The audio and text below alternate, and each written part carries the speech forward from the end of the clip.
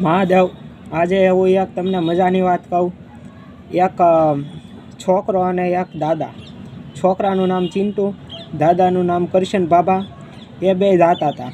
તડકો તો બહુ બે તપી ગયા. એટલે વચ્ચે આવી સોડાની દુકાન. તો બેએ સોડા પીવાનું વિચાર્યું. સોડા પીવા માટે આ જે ચિંટુ હતો તે સોડા લઈને દાદાને દીધી. સિંકોલા કે એવી કાંક હશે, એ તમે તમારી રીતે ગણી નાખો. સિંકોલા પીધી, હાલો.